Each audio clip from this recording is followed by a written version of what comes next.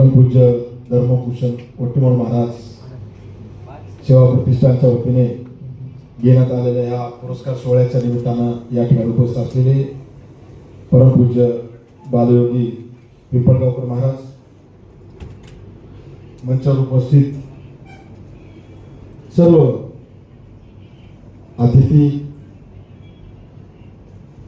माननीय मटोमर सर, खरं तर या ठिकाणी म्हणजे मी सगळ्यांची नावं घेऊ शकतो पण मी घेणार नाही, कारण आपला वेळ कमी आहे.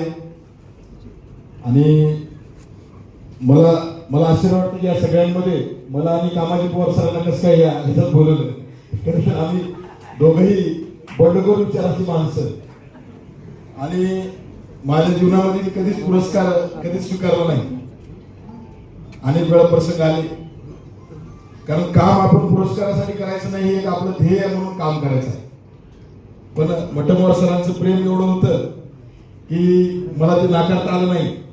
आणि परमपूज्य गुरुवर्य धर्मभूषण वट्टीमोड महाराज यांची संस्था माझ्या घराच्या शेजारी आहे आणि अगदी गेली 20 वर्ष झालं त्या संस्थेशी मी जुडलेला आहे.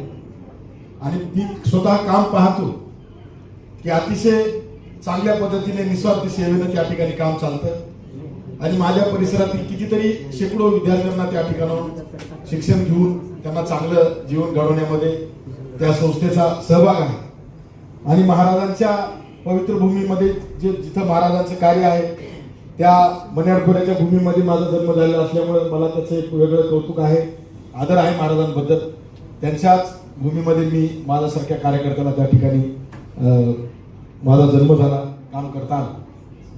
मला या ठिकाणी एवढंच म्हणायचं, आता ठाकूर सरांनी त्यांच्या निवेदनामध्ये सांगितलं की मानवता कुठेतरी कमी झालेली आहे आणि हे कुठेतरी पूर्वजांनी दिलेलं सगळं कमी होत आहे वगैरे वगैरे. पण सर, पूर्वजांनी जशा चांगल्या गोष्टी दिल्या तशा काही वाईट गोष्टी पण आपल्याला दिल्या आणि त्या संपवण्याचं काम आपल्याला आहे, आपल्याकडेच आहे. या भारतामध्ये 6000 जाती आणि ही वर्ण व्यवस्था ही पण पूर्वजांचीच देण आहे ठाकूर सर. आणि ह्या 6000 जाती आणि ही वर्ण व्यवस्था जे असल्यामुळे या देशामध्ये त्यामुळे या देशाचं जे काही नुकसान झालेलं आहे, या देशाचं धर्माचं समाज बांधवांचं जे नुकसान झालेलं आहे त्यातून कुठेतरी दूर करण्यासाठी आपल्याला या महामानवांचे विचार घेऊन पुढे जावं लागतं. आणि म्हणून जेव्हा आपण पाहतो की समाजात जाती व्यवस्था जी उफाळून येते असं सरांचं म्हणणं आहे, ती जाती व्यवस्था कशी संपेल याच्या दृष्टीने सुद्धा काही